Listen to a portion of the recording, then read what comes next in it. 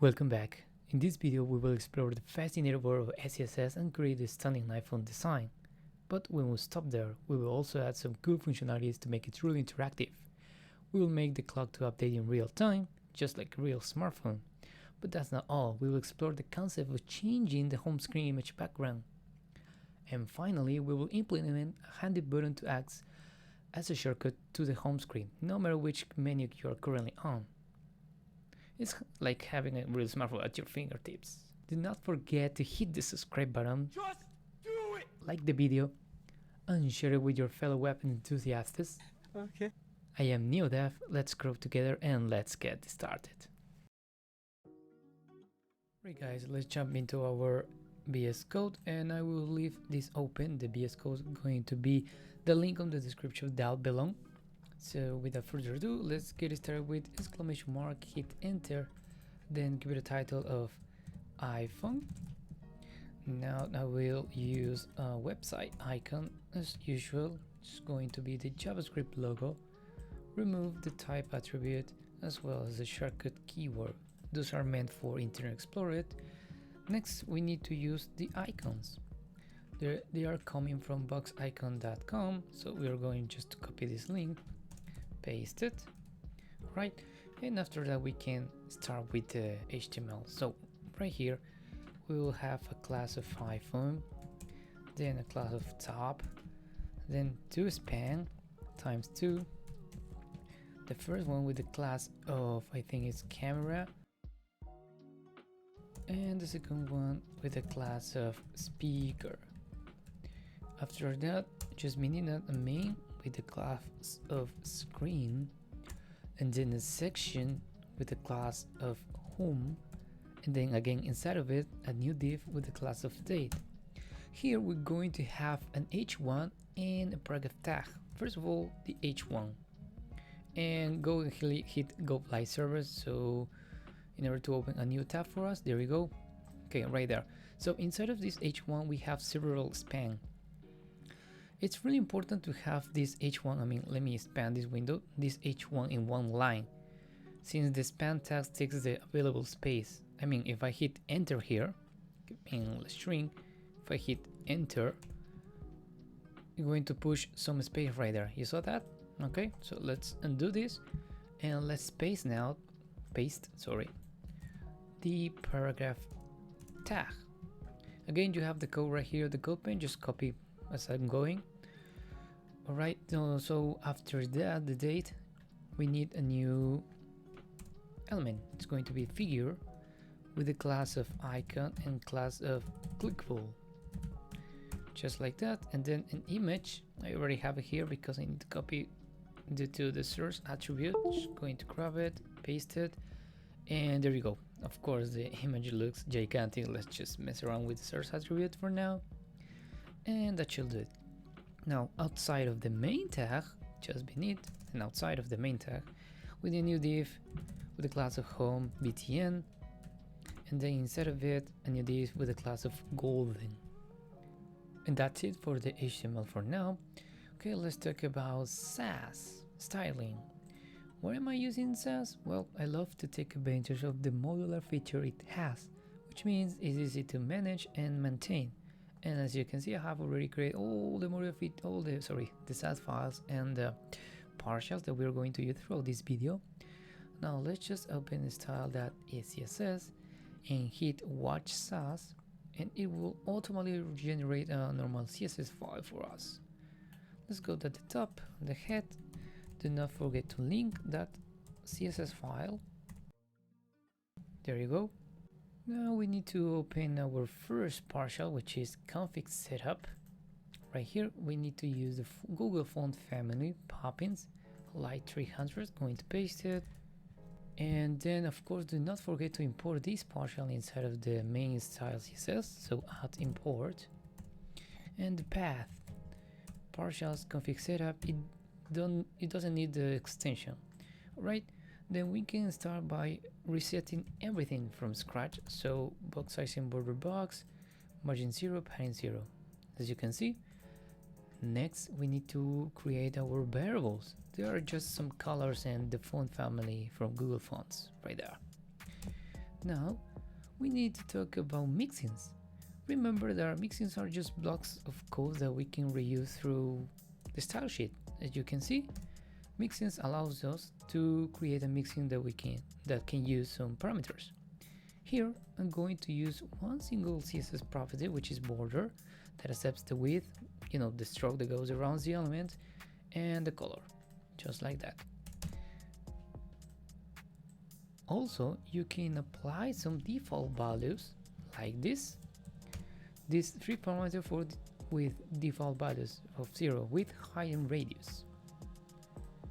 Furthermore, it can accept if statements or conditionals, and with those conditionals we just create a new mixin, this dimension mixin, that allows the parameters to be optional, at least 2 of them. Okay, finally we need to create our final mixin that will allow us to center the items at the center. To center the items, okay. And the easiest way for me to do it is by just saying display grid and place items at the center.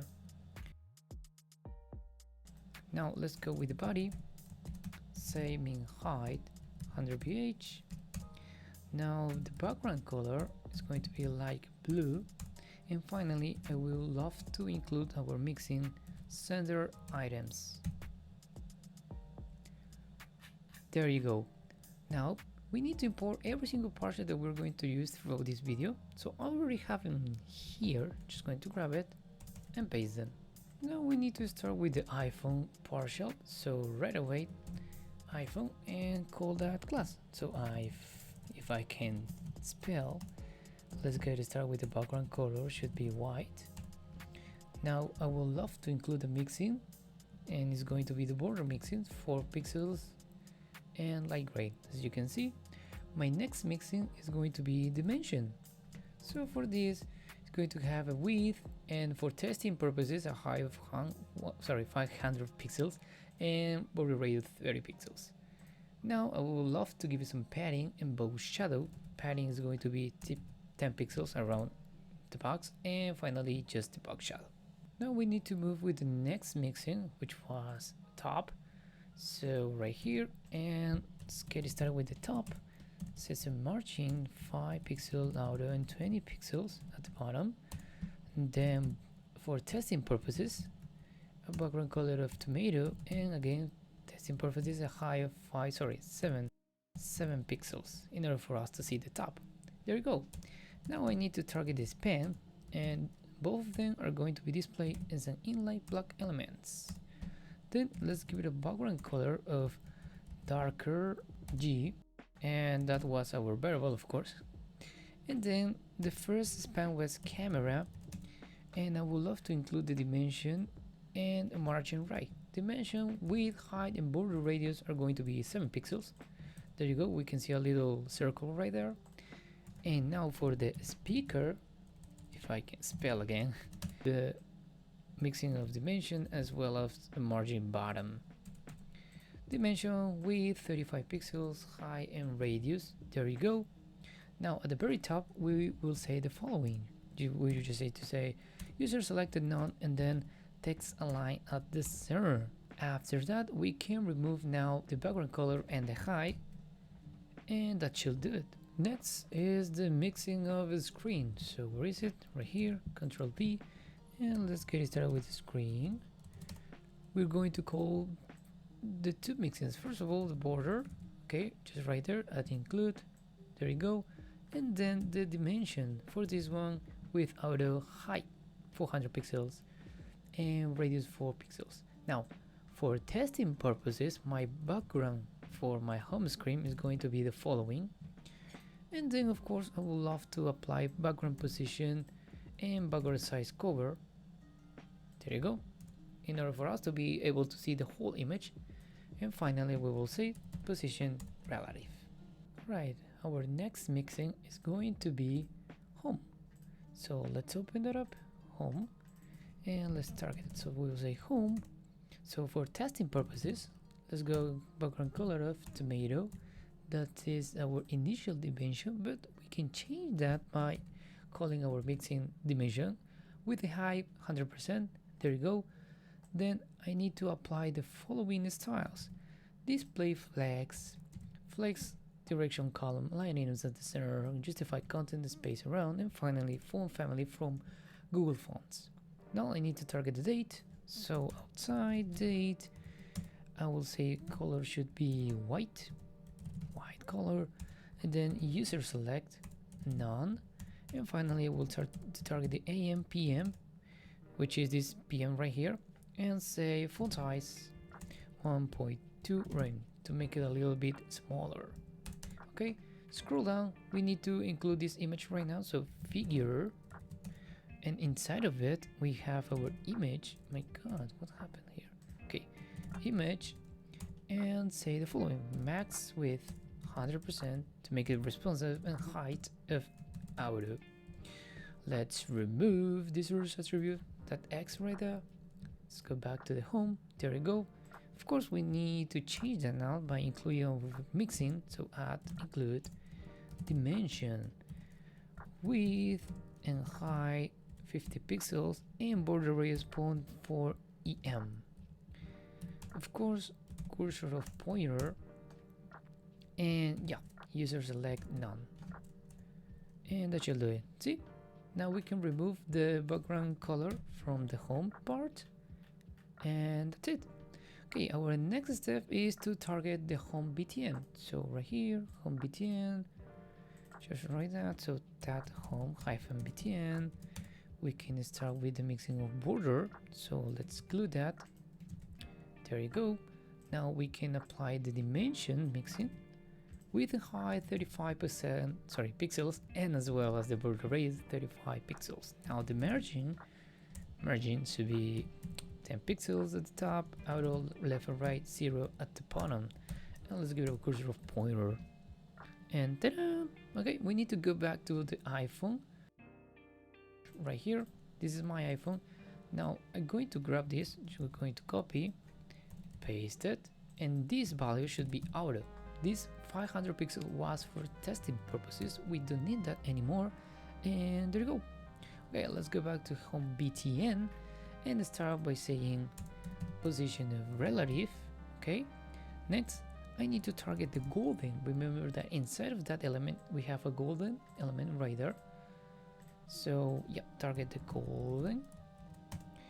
Let's apply the content, should be empty string initially.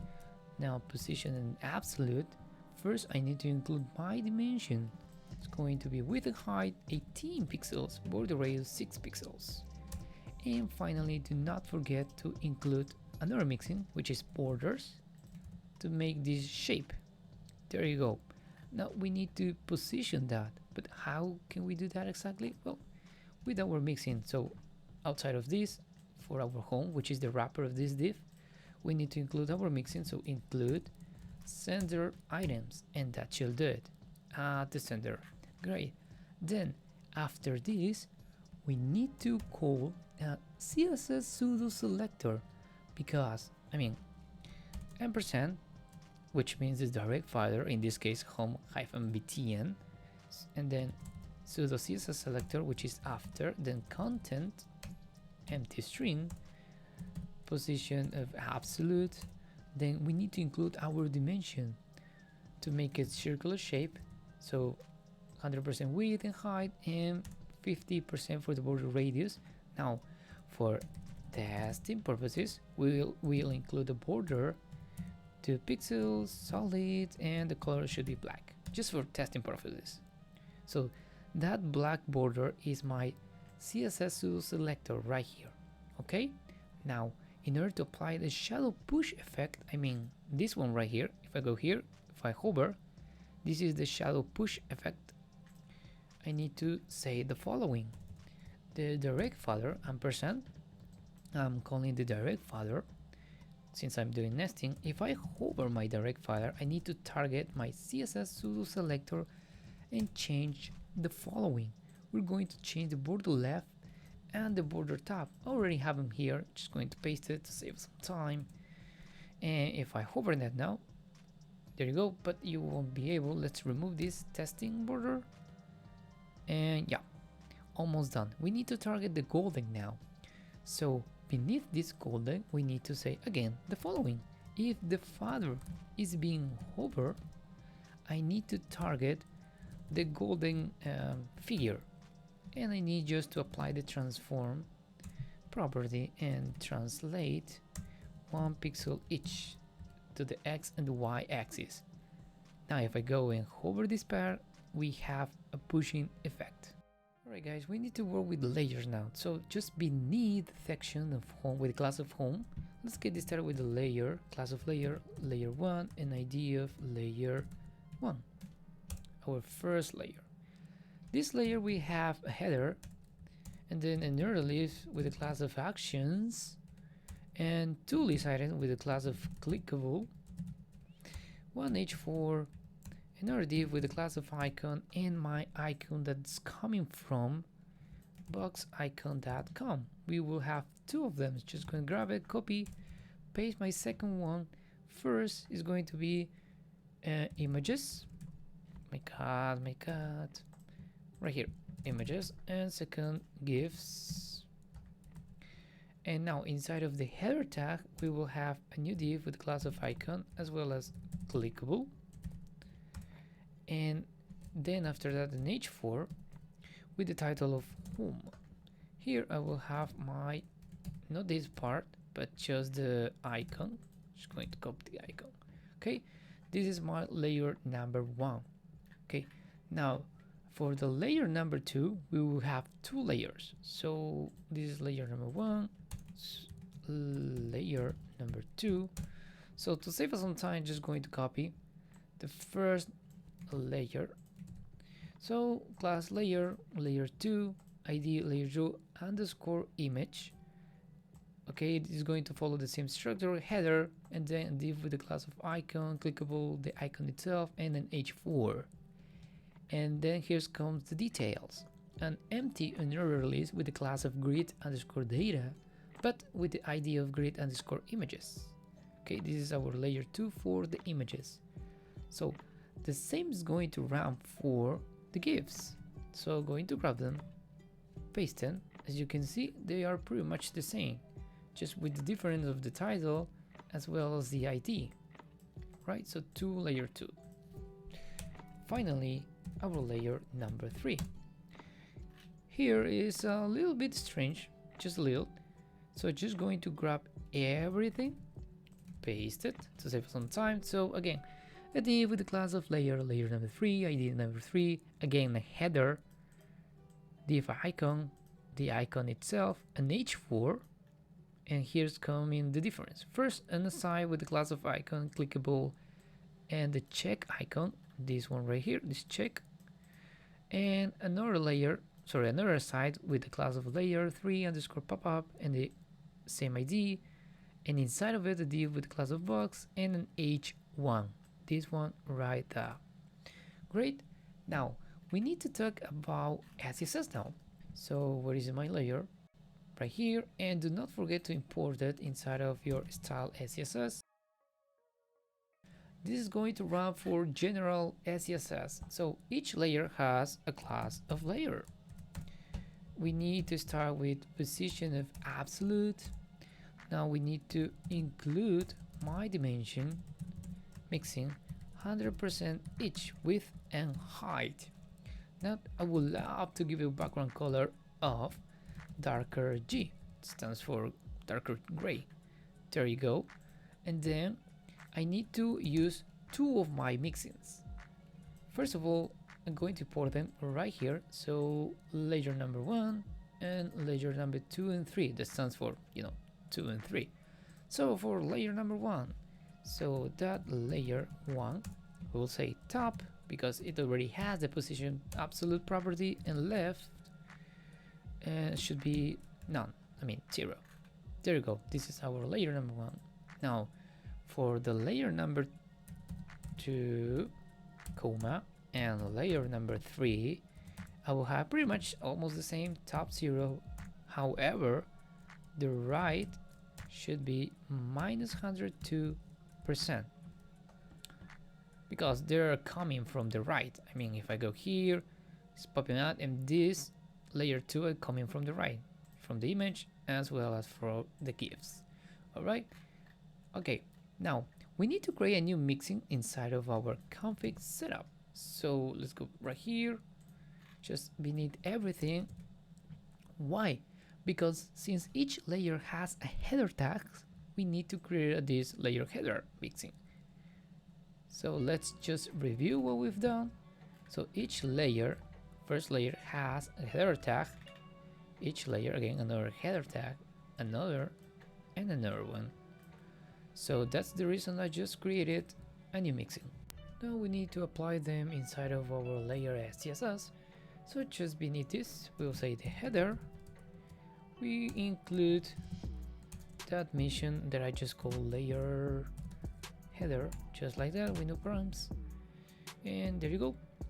Now inside of that header, that specific header, we have an H4 inside of that header. So for this, right away, to save us some time, we have font size, margin button, and user select none.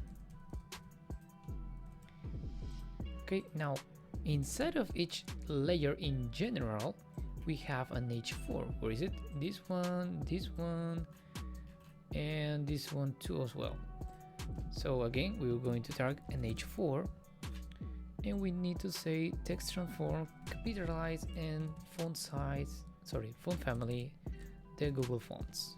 There you go. Now each layer has a div with the class of icon. So right away we will change the font size of that icon, as well as we are going to give it a cursor of pointer. See? Finally, each layer has an another list. So for this, pretty straightforward, we're going to remove that bullets and to give it a background color of white. Okay, in order for you to be able to see what's going on just beneath two layers, let's just uncomment and comment. I mean, layer number 3, comment. So this is layer number 2, but that's gifs. If I comment this out, and that's images. So our CSS are being applied. Next, we need to move on with the layer number 1, just right here, and start with the another list. My actions. I would like to say the padding, 0 top and bottom, and 9 point red left and right. Then my list item should have the following CSS properties: display flex, align index at the center, justify content space between, and a little bit of padding and cursor of pointer, as you can see. And then I need to target the icon itself to change the color. Now I would love to use a CSS tool selector, since I know that we don't have many list items, but nth child, even, I just apply the border top for this one, this light gray, this line of gray right there, just like that. Great. Now let's move up with the layer 2 and 3, and let's get started with the layer number 3. First of all, let's go with color of white. Why layer number 3? Because it's the last that we're looking at the moment, and for testing purposes, let me just give it a background image just for testing purposes. There you go. Again, background position should be at the center, background size should be covered. Now I need to target my aside with the class of icon for my layer number 3. This one right here, actually, this check icon. So where is it? Right here. Okay, so aside the class of icon, I will say position absolute right and bottom to move that check icon just right here. After that, I will style this pop-up, this one right here. So first of all, I will say again the direct father underscore pop up, because ampersand means layer number 3 underscore pop up. And then let's get started to position an absolute and at the center. And one way to do it is top 50%, left 50%, transform, translate minus 50%, both of them, to put it at the center. Now inside of this div we have another one. Remember, SASS allow us to do some next thing, so I would like to target the box. First of all, I will give it a padding of 0.5 rem, and then I'm going to include the mixing of dimension. However, we need to see that, so we need to give it a background color of white, text align and disturb. But I know you're not able to see anything, and that's because we need to apply the following styles for our H1. Let me close this part because we have layer number 3, box, and H1. So this is my H1, user select, font family, and font size, and finally the color should be a black color. However, if I click on here, click on this, we will see in this effect. Okay, so in order for us to do that, we're going to create an animation. So outside of this box, this one right here, I'm going to use add keyframes, and then going to call it load. That stands for, you know, the text being like loading in order to update the home screen background image. And here I'm just going to call my animation. Going to say load animation name, the duration, the speed of the animation, how many times would I like to run this, and I would like to keep both properties. And there you go, we have this effect like it's been loading. Great.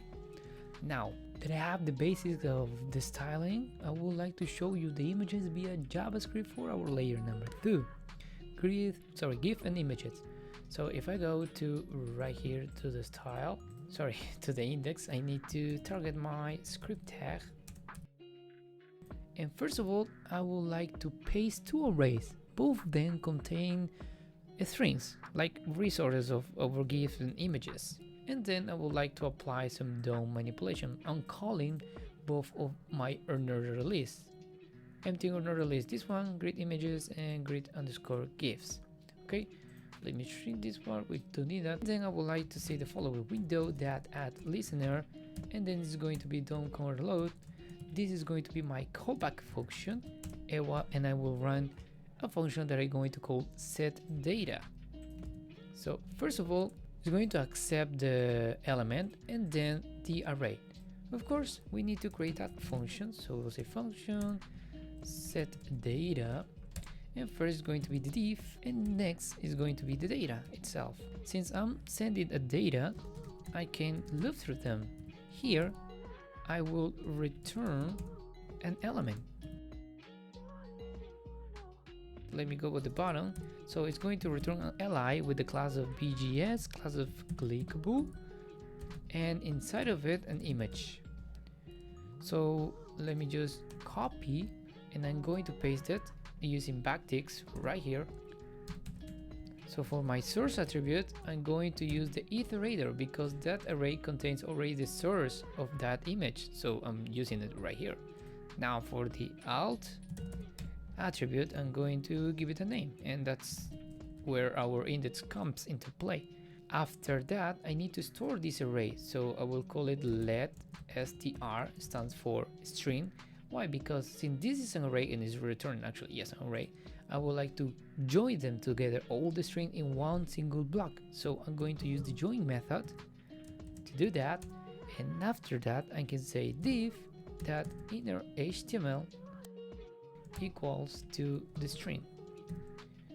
Okay, so I just call it, and that should do it. However, I know that you are not able to see it because I made a mistake. It's supposed to be set data, not set date. And ta-da! Let me just expand this window, and we're able to see all of our images as well as the GIFs. Shrink that again, and let's carry on with our, styling those images. So let's go right here, layer number 2, just right here, layer number 2, we will say C index should be level 2 to be at the top of everything. Let me just move this, there we go. Now I will call the grid underscore data that class, and I will apply some grid properties. Display grid in plain columns 3, repeat 3 times, 1 fraction each, and then I would like to give it a padding of 0.4 rem and 0.9 rem. Top and bottom, left and right. There you go, some padding over there. And then I would like to target each list item that contains the BGS class, and I will say let's give it a height 110 pixels each one. Now let's give it a cursor of pointer, and then inside of it I have my images. So I will use the object fit cover, and finally I'm going to call the include mixing. And finally a hover effect, I will use the ampersand right here. So if my list item is being hover, I would like to use the filter effect, opacity of 30%, and if I hover, this is for our gifs. And if I go back here, let's just comment this, and now for our images we can do pretty much the same. Okay, let's remove this right now. Let's go back inside of our layer number 2. Yes, just right here we need to say the following. So overflow hidden, sorry, not hidden, overflow Y should be a scroll, and now I will be able to scroll in this part as well for our images.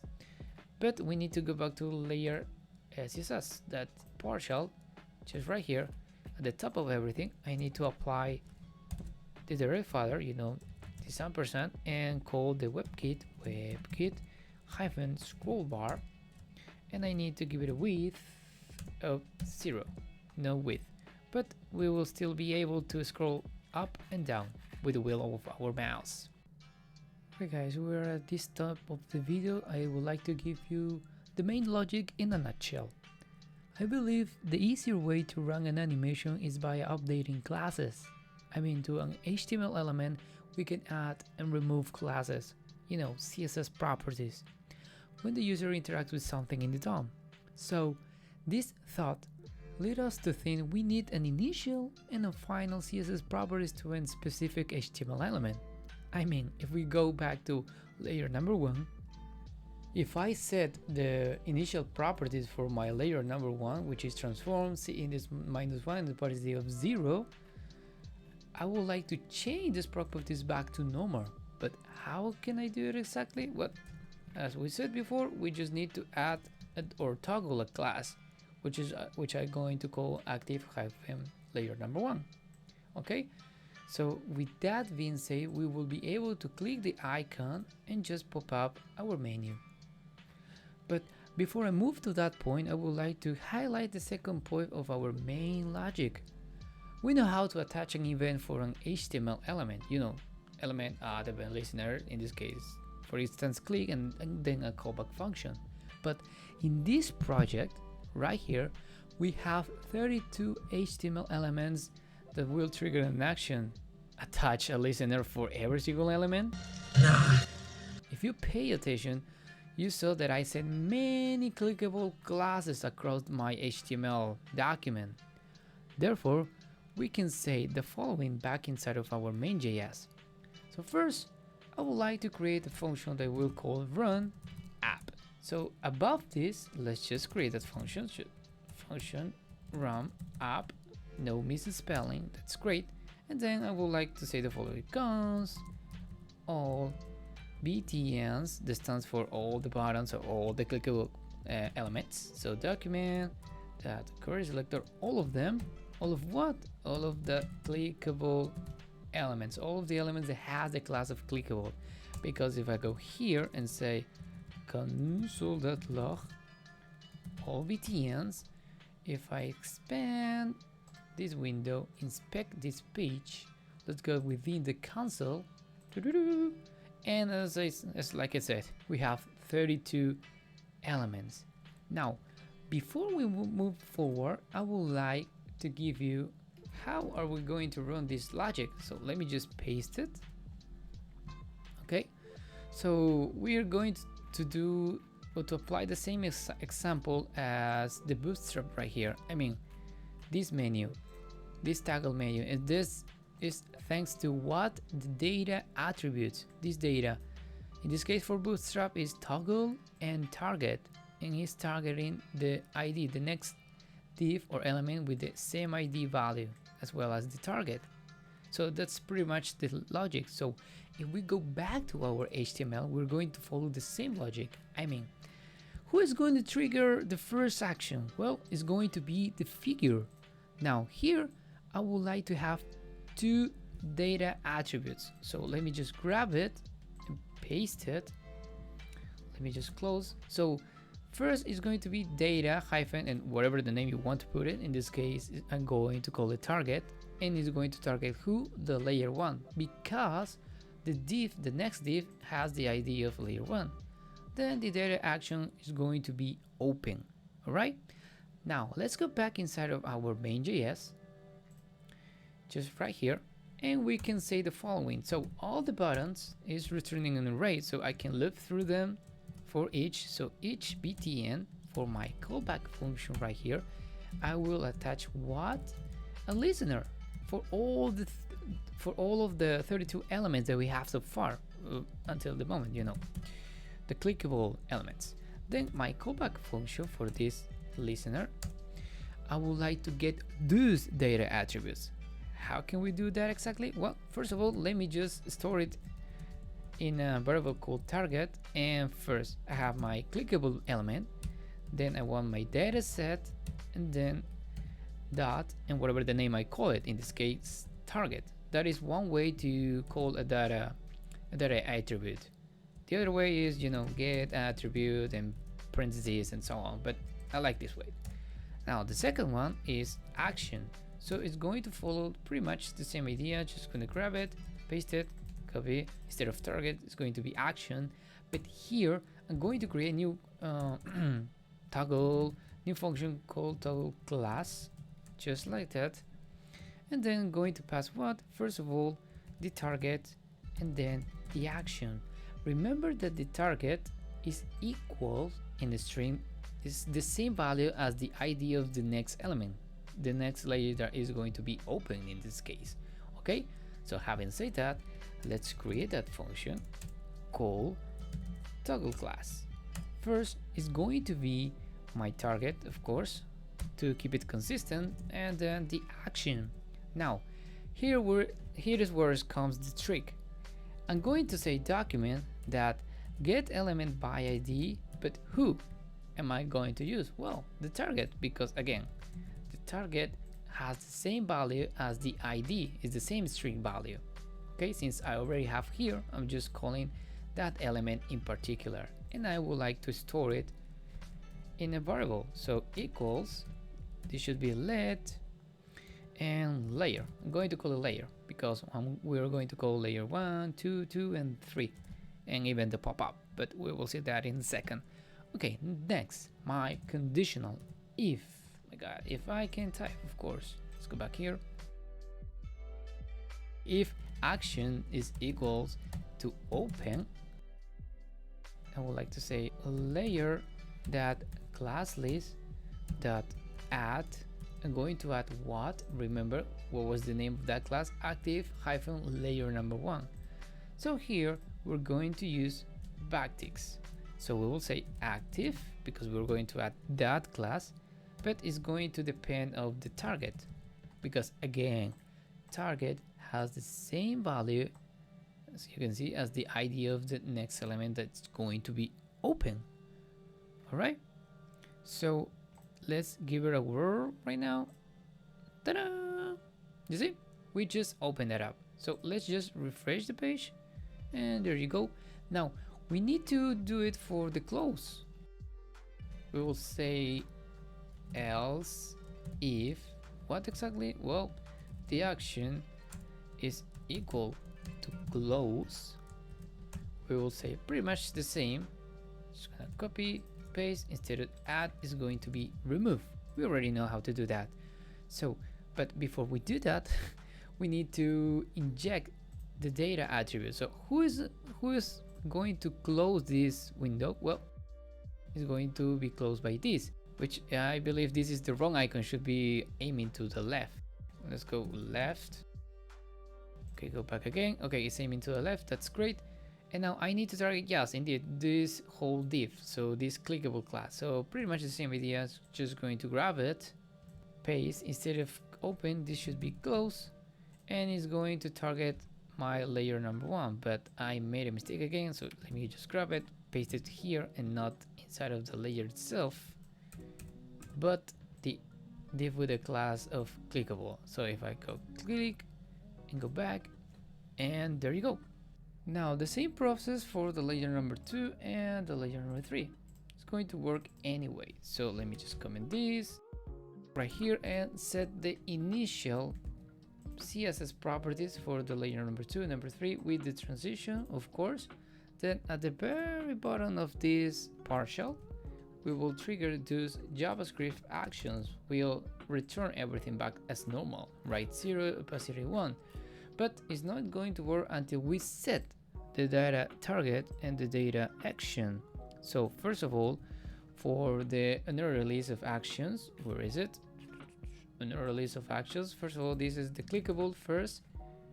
So this is going to be data target. Is going to be, my target is going to open, you know, the images, and is going to be open. Pretty much the same, but instead of images, the target is going to be the GIF. Is going to be open. Now, for the close action, we're going to follow the same idea for the icons. First of all, this one right here is going to target just this one, and that action is going to be close. Now for the same idea is going to be for this icon, but we need to target the layer number 2, but underscore GIF. I believe that should do it. We don't need to do anything else because the function has been already set. So let's give it a whirl. Okay, images, now GIFs, those are the layer number 2. Now for the layer number 3, we're going to follow the same idea, but each list item is being generated by the sayData function. So here we need to add the data attributes. Okay, so let me just grab everything, copy and paste it.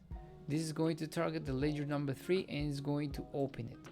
Okay, so again, we need to go back to the layer, this one right here, just at the very bottom of everything, hit comma, paste like that, just to make sure that everything is being set correctly. Just layer number 3.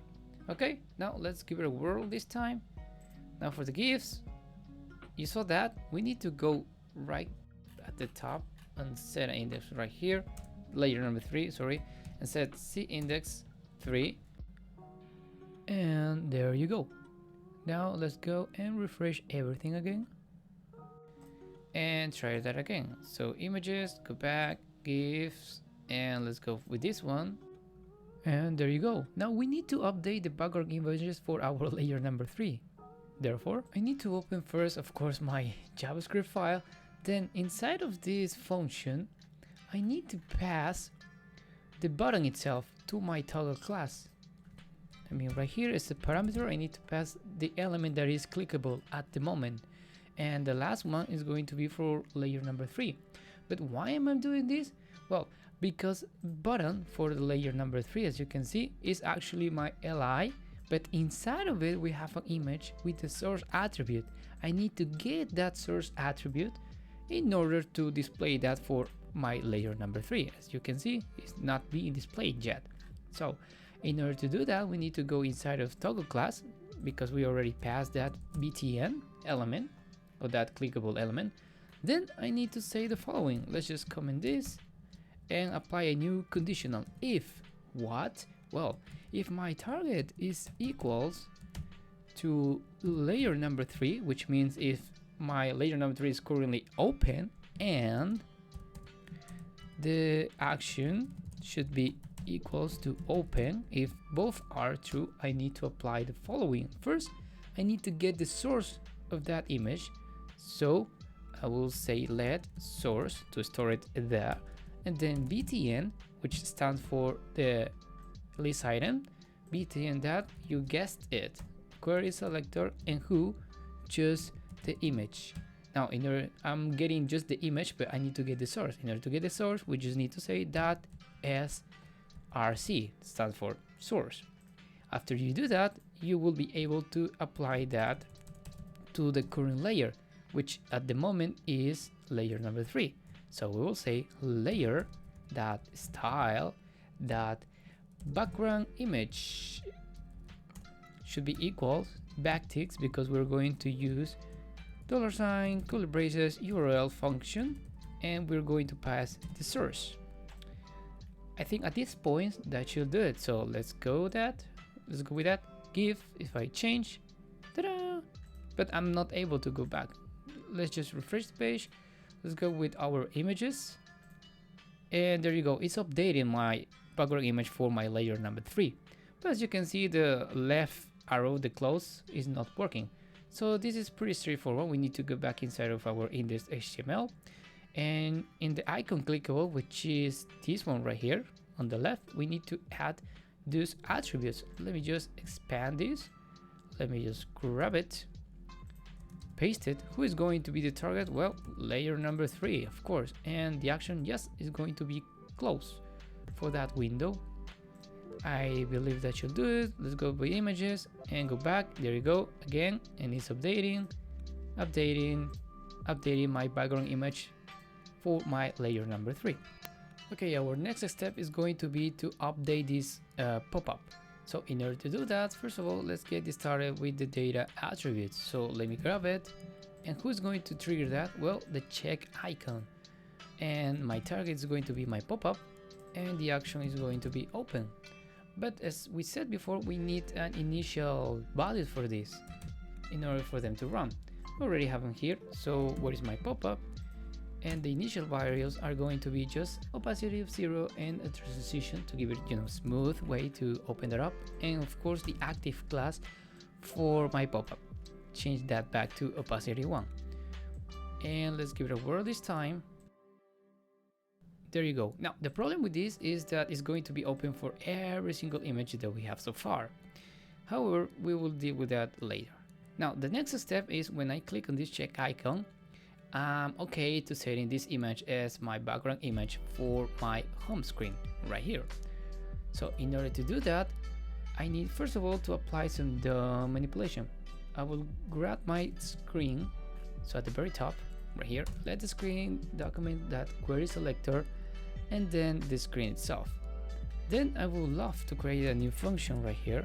I'm going to call it setBG.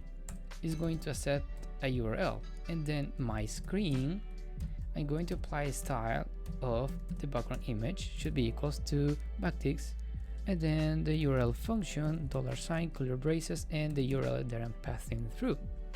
Okay, now we need a way to send this URL, but how exactly? Well, thanks to the toggleClass function inside of this if statement, let's take advantage that we already have the source link. So we will say layer stands for layer number 3, set attribute, I'm going to call it data-link, and going to pass the source, because if we go back and inspect, meanwhile I'm targeted all my images, you will see that my data link is being updated every time I change the image. See? Great. Now that we have the URL inside of our layer number 3, we can say the following. Who is our last window to being open? Well, the pop-up. So right here on the toggleClass function, I need a new if statement. Okay, I made a mistake there, don't worry about it. Okay, a new if statement. If we will say the target is equals to the last div or element that is being open, in this case the pop-up. If the target is equals to that, I would like to apply the following. Well, I have my layer, who is actually pop-up. Then I will say the parent element. Layer.parent element means layer number 3. And inside of that layer number 3, we have the data link. So dataset.link, and this is the way that we can get access to a URL. Then I'm going to call setBG and pass the URL. So having said that, let's give it a whirl this time. Images, and let's change for this one. Check. If we go back, we should be able to see that image. See? Now again, this one right here. Don't worry about this. Let's go back, and we have that image. Now, our next step is going to get rid of all the classes so far. I mean, if we go back and inspect, you will be able to see that this and this are going to change. I mean, click active class, finally click active class, and of course the pop-up is already being active. So this 1, 2, 3, 4 active class, I would like them to be removed when we click on the check icon. So I will create an empty array inside of my JS. So let class array should be equals to an empty array initially, and then inside of my toggle class here on the first. So if I open my first layer, I'm adding some class. So I will say class array dot push, but here I'm going to create an object. First the ID is going to be layer.id, and next my second property is going to be called to remove. Stands for who am I going to remove. I'm going to use backticks because the class that I'm going to remove is this one, the active hyphen and then the target, of course. Let me just paste this. This is I'm going to remove. So I'm creating an array of objects with two properties, the ID and to remove. Who am I going to remove? That class. And then if I close that window, I will say for my array, class array that pop, to delete the last element added of my array. Then above this, I will create an asynchronous way, so async keyword, because I will create like a way to wait 1.2 seconds for this, and I will use a promise, so await, and inside of this we're going to use the executor function with the parameters of resolve and reject, and as a callback function I will create a set timeout and I'm going to resolve it. But after 1200 milliseconds, after that please update my screen, my background image to my screen, and then after this I will create a function to remove all classes, and I will call it remove all classes so far. Okay, let's go above and create that function.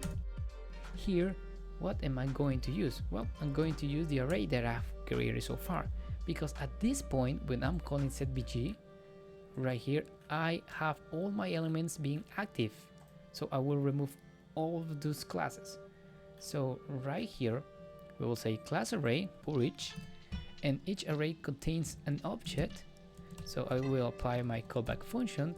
I'm going to use the structuring to get access to my properties. The first one was ID, and the second one I believe it was to remove. So the structuring these properties. After that I can say document that get element by ID. Who?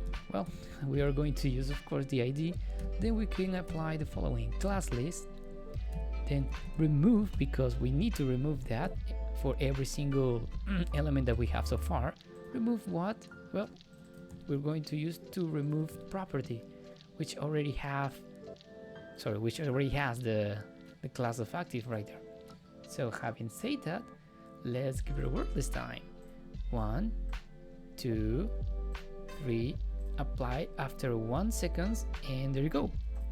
Okay, 1, 2, 3, and apply after 1 second, and there you go. Great. Now next thing to do is going to be easiest, is we need to interact with this button. So again we need to apply some DOM manipulation. At the very top we're going to call homebtn query selector that homebtn -btn. Okay, I'm calling it, and then the bottom just right here we will say homebtn that the event listener, but here my listener is going to be double click, so dbl and then click. And then who am I going to call? Well, this home button is going to close everything, therefore I need to remove all the classes being added so far. So for my callback function I'm going to call this. So again, let's give it a whirl, images, and then double click, pop up, there you go. Okay, gifs, if I go here but I want to go back, double click, and there you go, that's my home btn. Lastly, we need to create a clock function for this, to give me this exact date. So for this one, let's do it pretty straightforward. I will create a function called clock, and this function is going to run every minute. So this is going to be pretty straightforward. I will use the set interval function right here, going to call clock after every single minute, 60, 1000 is 1 minute. After 1 minute, I will call the clock function. So let me just say clock, no params, and let's get this started. First, we are going to use the new date constructor. So I will store it in an X constant. So new date, this is my constructor. Now I'm going to use full ternary operators in this case. First for my hours, because I am always want to show 2 digits. So X dot get hours, that is the method to get hours, of course. If that is less than 10, therefore again ternary operator, going to grab here, I'm going to use DOM manipulation for my hour, this one, span with ID of hour. So I don't want you to watch me type every single thing, so just going to paste it. So if this is true, I want to target that element, then say inner HTML, then backticks, and I want to show 2 digits, then $, color bracers, and then I can call x.getHours. Otherwise, we are going to apply pretty much the same, but instead of this, we just need to call x.getHours without curly braces and without backticks. Semicolon at the end. Okay, let's just edit this a little bit, and there you go, 18. It's just being updated. Okay, the next thing to do is for the AM and PM. So we will say x.getHours. If this is more or equal than 12, I would like to target the AM PM span. So let me just shrink this, and yeah, AM PM span. So again, just going to grab everything here so far to save us some time, paste it, and basically I'm saying, okay, get that element inner HTML. If it's more than 12, apply PM. If it's less, of course, AM. Okay, now the next thing to do is to say x.getMinutes, minutes method. Again, a ternary operator. If this is less than 10, I don't know what is this happening. Again, going to grab it because I don't want to waste time. Grab it, paste it, because we're following the same idea right here. So if it's less than 10 minutes, I would like to show it the first way, because this is the way that I'm showing 2 digits. Otherwise, just grab the minutes that it has at the moment. This minute is 02. Now the number, where is it? Yes, the span with ID of number. This is going to be pretty straightforward. We just need to say x.getDate. But we need to apply it for the element span with the ID of num. So just going to paste it, document that get element by ID, num, inner HTML, and now the day is 6. Let's go. Now what is the next? Yeah, we need to get the month now. We have a method that is x.getMonths. The problem with this method is that it just returns numbers. So unfortunately, we need an array for that. So I already have it here. Just gonna grab it, paste it, shrink, and I call it month. So this is returning numbers from 0 till 11. So 0, 1, 2, until 11. In order to get access to this array, we can say equals to months and then square braces, because that's the basic way that we can get access to an element of an array. And I believe that should do it. Okay, July, that's great.